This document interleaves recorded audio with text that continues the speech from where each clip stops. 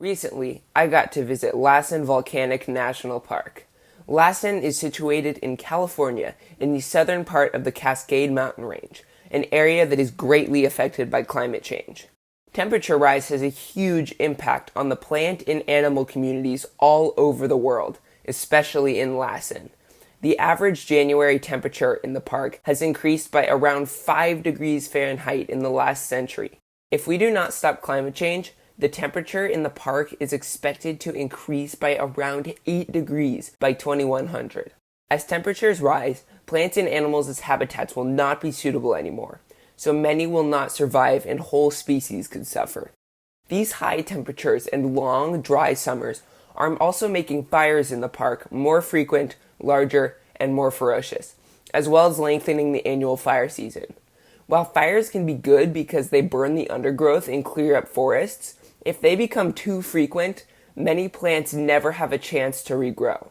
Currently, there is a massive fire in the park. The Dixie Fire, which is the second largest fire in California history, has burned 960,641 acres, including much of the park. Luckily, this fire is now 88% contained and probably won't grow to over 1 million acres, but it got awfully close.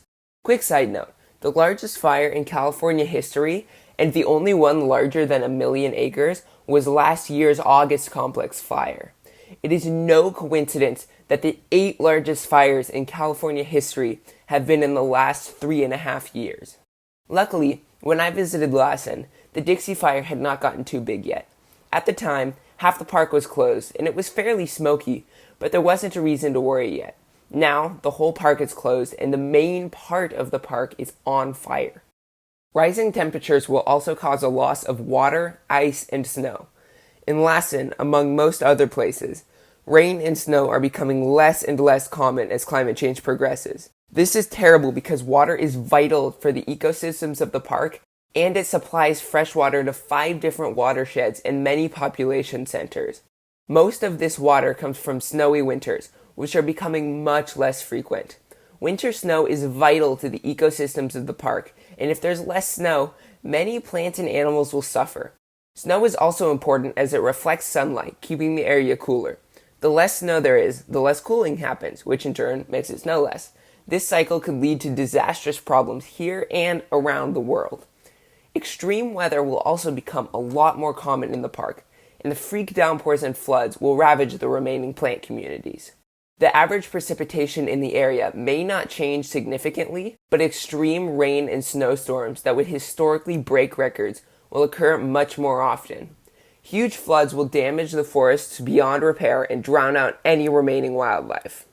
Many animals in the area are at risk of declining into extirpation as climate change progresses. With the loss of all of these animals, from pikas to butterflies to cold-water trout, whole ecosystems will be destroyed, and the remaining plants and animals will have to leave or die. There has also been increased tree death among the mountains of California. These plants are suffering from not only extreme heat, but also increased beetle infections, as the beetles can make it higher into the mountains with warmer temperatures.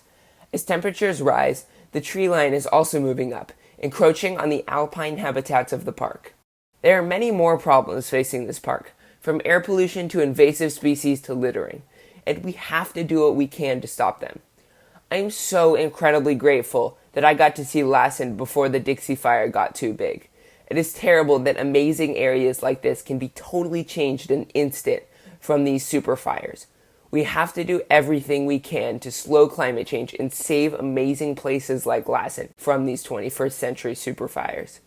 While Lassen Volcanic National Park is one place that is greatly affected by climate change, everywhere will feel its effects. We have to take action while we still can, and we must solve this crisis.